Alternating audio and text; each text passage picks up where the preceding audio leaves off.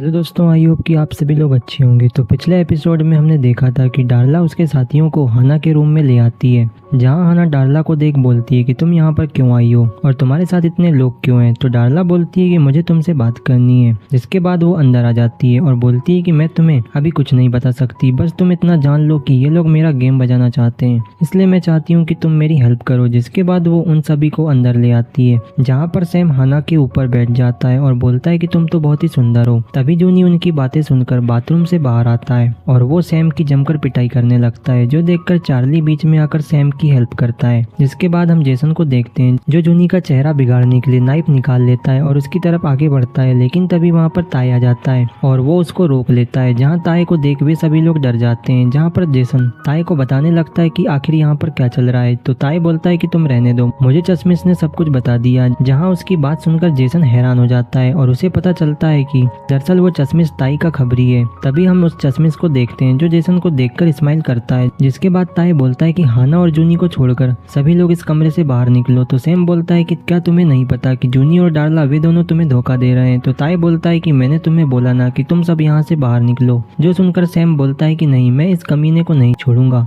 ये बोलकर वो जूनी की पिटाई करने लगता है, जो देखकर ताई उसके सिर को पकड़कर उसकी धुलाई करता है। ये देखकर वे सभी लोग डर जाते हैं। जिसके बाद वे लोग बाहर आते हैं, जहाँ जेसन उस चश्मे वाले लड़के को बोलता है कि गद्दार कहीं के, मैं तुझे बाद में देख लूंगा। इसके बाद हम ताई को देखते हैं, जो सैम से बोलता है कि सभी लोगों को बाहर रुकने को बोलो। जिसके बाद हम उस बिल्डिंग के कुछ लोगों को देखते हैं, जो उन सभी की आवाज के कारण जाग जाते हैं। जहाँ वे लोग बोलते हैं कि ये स्कूल के बच्चे उस वेट्रेस के घर पे क्या कर रहे हैं, जहाँ उन्हें लगता है कि शायद वो वेट्रेस अब उन बच्चों तक अपने पैर फैला रही है। तभी वहाँ पर हम एक लड़के को देखते हैं, जो बोलता है कि मुझे जब पॉकेट मनी मिलेगी तो मैं जरूर उस वेट्रेस के साथ मजे करूंगा। जिसके बाद हम हाना और जूनी को देखते हैं, जहाँ जूनी हाना से पूछता है कि क्या तुम ठीक हो। जो देखकर ताई बोलता है कि अरे तुम इस घटिया औरत के लिए काफी चिंतित लग रहे हो। जहाँ वो बोलता है कि मैं जानता हूँ कि तुम मुझे डार्ला के साथ देखते हो तो तुम्हें काफी जलन होती है, और आज जो मैंने तुम्हारे बारे में सुना है उसके बाद तो मैं तुम्हें मारने का सोच रहा हूँ, लेकिन तुम्हारी हालत अभी खराब है, इसलिए मैं तुम्हें 3 दिन का टाइम देता हूँ। हम लोग 3 दिन बाद फाइट करेंगे। ये बोलकर वो वहाँ से बाहर आ जाता है। जिसके बाद वो उन सभी लोगों को बोलता है कि तुम अपने अपने घर जाओ, बहुत सारे कमीने अपनी खिड़कियों से हमें घूर रहे हैं और वे लोग कभी भी पुलिस बुला सकते हैं। जिसके बाद ताई डार्ला के पास आता है और बोलता है कि आज जो तुमने किया है इसके लिए मैंने तुम्हारे लिए एक खूबसूरत सी पनिशमेंट सोचा है। जिसके बाद सीन शिफ्ट होता है और हम हाना को देखते हैं, जो अपने कमरे को क्लीन कर रही थी। तभी वो बहुत ही जोर से चिल्लाती है। ये देखकर जूनी बोलता है कि हाना क्या हुआ। तो हाना रोते हुए बोलती है कि जूनी, क्या तुम मुझे गले लगाओगे। तो जूनी बोलता है कि मेरे कपड़े बहुत ही खराब हैं और पसीने से गंदे भी हो गए हैं, इसलिए मैं अपने कपड़े चेंज करके आता हूँ। तो हाना बोलती है कि तुम रहने दो, तुम बस मेरे पास आओ। तो जूनी उसके पास आता है और हाना उसे गले लगाकर रोने लगती है और बोलती है कि ये सब मेरे बुरे कामों का नतीजा है। तो जूनी बोलता है कि तुम खुद को दोष मत दो। तभी हाना देखती है कि जूनी के पैंट में हरकत हो रही है। ये देखकर वो जूनी को बोलती है कि यदि तुम आज रात मेरे साथ रहना चाहते हो तो रह सकते हो, क्योंकि तुमने आज मेरी जान बचाई है, इसलिए यदि तुम मेरे साथ सोना चाहते हो तो सो जाओ, मुझे इसमें कोई प्रॉब्लम नहीं। ये बोलकर वो अपने हाथ को उसके पैंट पर रखती है, जो देखकर जूनी हाना को गले लगा लेता है और बोलता है कि मैं ऐसा कुछ नहीं करना चाहता, क्योंकि तुम्हारी वजह से मेरी ड्राइंग में इम्प्रूवमेंट हुई है और मैंने तुम्हें देखकर इसमें काफी सुधार किया है और तुम मेरे लिए बहुत ही इम्पोर्टेंट हो, इसलिए मैं तुम्हें खोना नहीं चाहता। जहाँ जूनी की बात सुनकर हाना का तो दिल उसके ऊपर आ जाता है और वो जूनी को किस कर देती है और बोलती है कि जूनी, तुम बहुत ही अच्छे हो और मेरे बारे में इस तरह सोचने के लिए तुम्हारा धन्यवाद। ये बोलकर वो उसे दोबारा से गले लगा लेती है। इसके बाद सीन शिफ्ट होता है और हम मिस्टर यू को देखते हैं, जो मैडम जुंग के पास आता है। जहाँ मिस्टर यू को देखकर मैडम जुंग बोलती है कि सर आप यहाँ पर कैसे, लगता है आप घर जाने की बजाय यहीं पर आए हो। तो मिस्टर यू अपने पोपट को देख बोलता है कि मैं इसकी वजह से यहाँ पर आया हूँ। जिसके बाद वो बोलता है कि क्या तुमने हाना को कहीं पर भेजा है। तो मैडम जुंग बोलती है कि मैं वो आपको नहीं बता सकती। तो मिस्टर यू बोलता है कि आप लास्ट टाइम वाली वो 2 लड़कियों को बुला दो, वे पिछली बार भाग गई थी। तो मैडम जुंग बोलती है कि वे तो पहले ही अपने क्लाइंट से मिलने चले गई। जो सुनकर मिस्टर यू बोलता है कि क्या वे यहाँ पर नहीं है। इसके बाद हम उन दोनों लड़कियों को देखते हैं, जो एक कस्टमर के साथ मजे कर रही थी। वहीं इधर हम मैडम जुंग को देखते हैं, जो मिस्टर यू के सामान को देखकर बोलती है कि लड़कियों ने सही बोला था, ये बुड्ढा वाकई में बहुत ही स्ट्रॉन्ग है। तभी मिस्टर यू उसके हाथ को पकड़ लेता है और बोलता है कि चलो तुम मेरे साथ मजे करो। तो मैडम जुंग बोलती है कि नहीं, मैं बहुत ही ओल्ड हो गई हूँ और आपको तो यंग लड़कियां पसंद है। तो मिस्टर यू बोलता है कि तुम मेरे से ज्यादा ओल्ड नहीं हो, इसलिए तुम ये कर सकती हो। जिसके बाद मिस्टर यू उसे अपनी बातों में लपेट कर उसके साथ मजे करने लगता है। इसके बाद सीन शिफ्ट होता है और हम जूनी को देखते हैं, जो अपने घर पे आता है और बोलता है कि मैं कल डार्ला को उसके पैसे लौटा दूंगा। तभी उसे उसे हाना का रोता हुआ चेहरा याद आता है, जो देखकर उसे डार्ला के ऊपर बहुत ही गुस्सा आता है और वो डार्ला के कमरे में जाने लगता है। लेकिन तभी वहाँ पर मिस्टर यू आता है और बोलता है कि तुम इतनी रात में यहाँ पर क्या कर रहे हो। तो जूनी बोलता है कि मुझे डार्ला से कुछ बात करनी थी। तो मिस्टर यू बोलता है कि रात काफी हो गई है, इसलिए तुम कल आके बात कर लेना। तो जूनी बोलता है कि हाँ सर। तभी मिस्टर यू बोलता है कि वैसे तुम्हारे फेस पे ये चोट कैसे आई, क्या तुमने लड़ाई करी है। तो जूनी बोलता है कि हाँ। जो सुनकर मिस्टर यू बोलता है कि अगर तुम ऐसे ही लड़ते रहोगे तो मेरी बेटी की रक्षा कैसे करोगे। तभी जूनी को अपने बचपन का एक इंसिडेंट याद आता है, जहाँ वो बताता है कि एक दिन कुछ लड़के डार्ला को परेशान कर रहे थे, जहाँ डार्ला रोते हुए मुझे बुला रही थी, लेकिन डर के कारण मैंने उसकी हेल्प नहीं की। और तभी वहाँ पर मिस्टर यू आए और उन बच्चों की जम के पिटाई करी, जिसके बाद वो मेरे पास आए और मुझे भी काफी मारा। और उन्होंने बोला कि डार्ला ने मुझे बुलाया था, लेकिन तुमने उसकी हेल्प क्यों नहीं करी, क्या तुम उन लोगों से डर गए थे। जहाँ मिस्टर यू जूनी से बोलता है कि तुम डार्ला के दोस्त नहीं हो, बल्कि तुम डार्ला के एक सैनिक हो जो डार्ला की हमेशा रक्षा करेगा, इसलिए आज से तुमको डार्ला की हिफाजत करनी है। और यदि तुमने ऐसा नहीं किया तो मैं तुम्हारे परिवार को मेरे घर से निकाल दूंगा और तुमको बेघर कर दूंगा। तभी सीन प्रेजेंट में शिफ्ट होता है और जूनी मिस्टर यू से बोलता है कि मैंने अपने कुछ दोस्तों से फाइट करी थी। जो बात सुनकर मिस्टर यू खुश हो जाता है और बोलता है कि बहुत बढ़िया, मुझे ये सुनकर काफी अच्छा लगा। जहाँ मिस्टर यू बोलता है कि तुमने ऐसा करके आज अपने माता पिता के लिए एक महीने का रेंट $300 कमा लिया है। जो सुनकर जूनी हैरान हो जाता है। तभी मिस्टर यू बोलता है कि मुझे डार्ला ने बताया था कि तुम हाना के घर में आना जाना कर रहे हो, क्या तुम्हें अपने परिवार की कोई परवाह नहीं। यदि तुमने दोबारा हाना से मिलने की कोशिश करी तो मैं तुम्हारे परिवार को घर से निकाल दूंगा, इसलिए तुम मुझे बताओ कि क्या तुम मेरी बात समझे या नहीं। जो बात सुनकर जूनी चुप हो जाता है।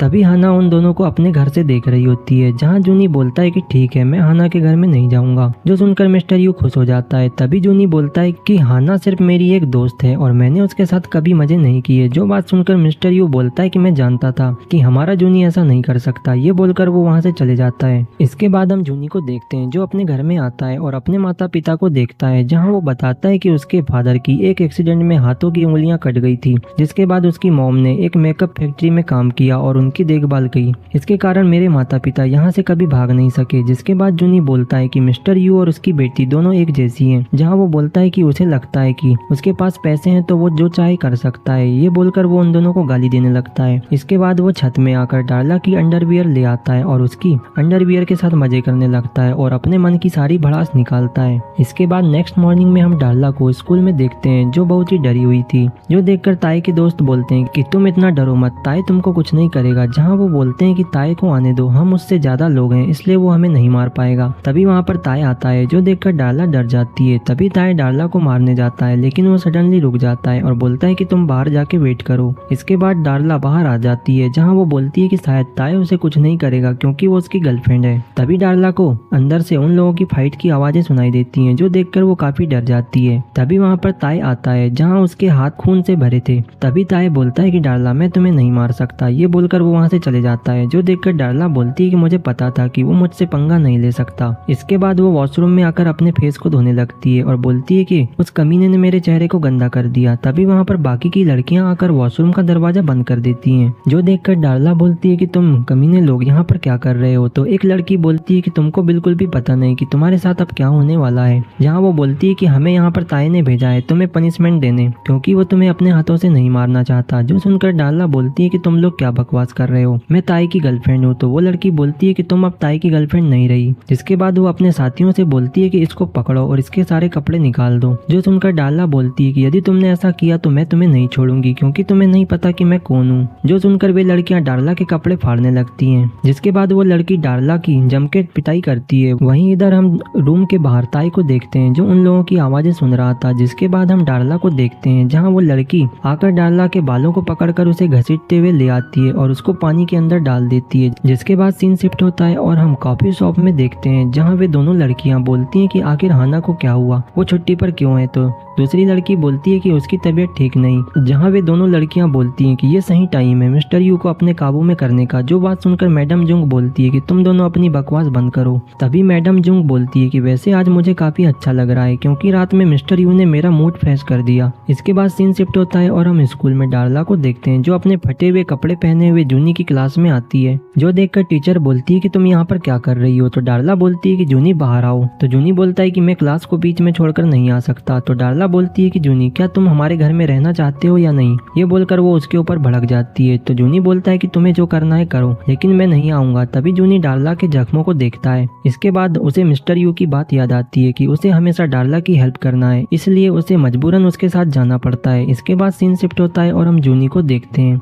जो डार्ला को अपनी टी शर्ट देता है और उसकी टी शर्ट को ठीक करने लगता है। जहाँ डार्ला बोलती है कि तुमने कल रात हाना के लिए अच्छी फाइट करी थी, लगता है वो अब तुम्हें पसंद करने लगेगी। जो सुनकर जूनी बोलता है कि तुम हाना के बारे में बात करना बंद करो। ये बोलकर वो गुस्सा हो जाता है। तभी डार्ला बोलती है कि तुम ये क्या बोल रहे हो। जिसके बाद डार्ला वहाँ से जाने लगती है, लेकिन जूनी उसके पीछे पीछे जाने लगता है। जो देखकर डार्ला बोलती है कि तुम मेरा पीछा मत करो। तो जूनी बोलता है कि तुम मेरी टी शर्ट दे दो, मैं वापस चला जाऊंगा। तो डार्ला बोलती है तो फिर मेरे पीछे आओ। जहाँ वो जूनी को एक शॉप में लाती है और अपने लिए दूसरी टी शर्ट खरीदती है। इसके बाद जूनी अपनी शर्ट पहनता है और वो अपने पास से रात वाले पैसे निकालकर डार्ला को देता है। जो देखकर डार्ला जूनी के ऊपर भड़क जाती है और बोलती है कि तुमने उस घटिया औरत के पैसे क्यों रखे हैं। जो सुनकर जूनी चुप हो जाता है। तभी डार्ला बोलती है कि तुम कल रात उसके घर में छिपकर क्या कर रहे थे बताओ। तो जूनी बोलता है कि मैं कल रात के लिए माफी मांगता हूँ। जहाँ वो बोलता है कि आखिर तुमने उन लोगों को हाना के घर पे क्यों लाया था, और मैंने उन लोगों से सुना कि वे लोग हाना का गेम बजाना चाहते हैं, इसलिए मुझे ये सुनकर काफी गुस्सा आ गया था। तो डार्ला बोलती है कि ये सब तुम्हारी वजह से हुआ है। जहाँ वो जेसन के बारे में बताती है कि जेसन उसे ब्लैकमेल कर रहा था। जिसके बाद सीन शिफ्ट होता है और हम ताई को देखते हैं, जहाँ जूनी उसके पास आता है और जूनी ताई से बोलता है कि मुझे डार्ला ने सब कुछ बता दिया, इसलिए मैं तुमसे माफी मांगने आया हूँ। जो सुनकर ताई बोलता है कि तुम्हारे माफी मांगने से कुछ नहीं होने वाला, इसलिए जाओ और जाके फाइट के लिए रेडी रहो। आज से 2 दिन बाद मैं तुम्हारे साथ फाइट करूंगा। जो सुनकर जूनी बोलता है कि मुझे तुम्हारे साथ फाइट नहीं करनी। तो ताई बोलता है कि तुम्हारे पास कोई ऑप्शन नहीं है, तुम्हें फाइट करना ही होगा। ये बोलकर वो वहाँ से चले जाता है।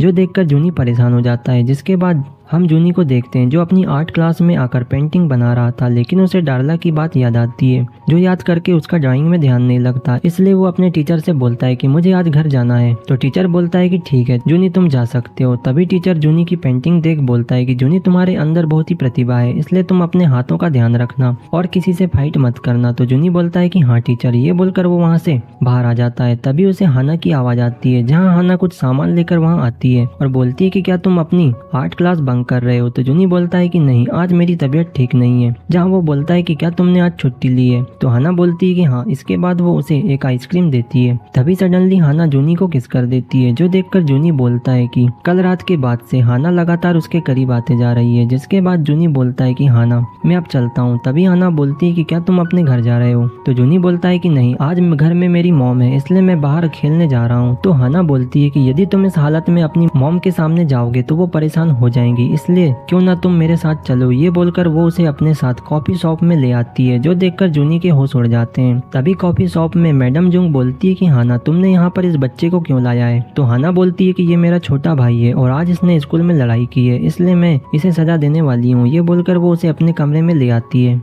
जिसके बाद हम देखते हैं कि हाना जूनी के कपड़े निकालकर उसके ऊपर बैठ जाती है और जूनी की मसाज करने लगती है, जहाँ पर जूनी को बहुत ही अच्छा लगता है और वो उसका धन्यवाद करता है। तभी हाना उसकी बैक पर ही सो जाती है और बोलती है कि तुम्हारी चेस्ट तो काफी चौड़ी है। तभी हाना को फील होता है कि जूनी का पोपट खड़ा हो गया है। ये देखकर वो उसे सीधे होने का बोलती है और उसे उसका सामान दिखाने को बोलती है। जिसके बाद वो जूनी के करीब आ जाती है और उसे किस करती है, जहाँ वो उसके सामान को पकड़ लेती है। तभी हाना जूनी के सामान को देखती है, जो उसकी उम्मीद से ज्यादा बड़ा था। जो देखकर वो जूनी को बोलती है कि चलो अब तुम मेरे साथ मजे करो। तो जूनी बोलता है कि तुम ये क्या बोल रही हो। तो हाना बोलती है कि क्या तुम मेरे साथ मजे करोगे या नहीं, या फिर तुमने कल रात से अपना मन बदल लिया है। और उसी समय वहाँ पर वो 2 लड़कियां आ जाती हैं, जो हाना के साथ जूनी को देख बोलती हैं कि क्या तुम इस लड़के के साथ मजे कर रही हो। तभी वो हाना से बोलती हैं कि तुम 30 साल की एज में एक हाई स्कूल के लड़के के साथ खेल रही हो। तो हाना बोलती है कि तुम अपनी बकवास बंद करो, मैं अभी 26 साल की हूँ और तुम दोनों यहाँ पर क्या कर रहे हो। तो वे लड़कियां बोलती हैं कि हम यहाँ पर आराम करने आए हैं। ये बोलकर वे दोनों अपने कपड़े निकाल कर बैठ जाती हैं। जो देखकर हाना बोलती है कि तुम ये सब क्या कर रही हो। तभी जूनी उन लड़कियों को देख बोलता है कि आखिर इन्हें क्या हुआ,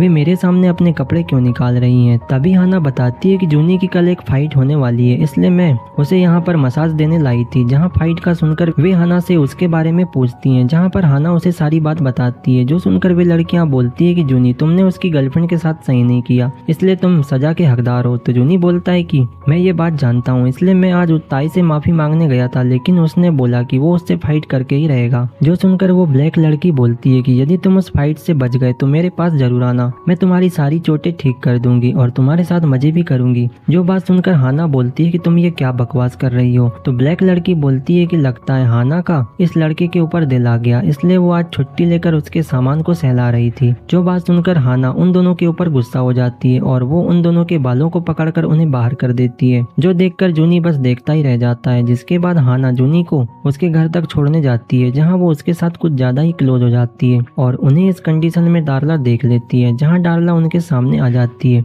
जो देखकर वे दोनों थोड़े परेशान हो जाते हैं और उन तीनों को ऊपर से मिस्टर यू भी देख लेता है। और इसी सीन के साथ ये एपिसोड यहीं पर एंड हो जाता है। तो वीडियो अच्छी लगे तो लाइक, शेयर और चैनल को सब्सक्राइब जरूर कर देना। तो मिलते हैं इसके नेक्स्ट एपिसोड में।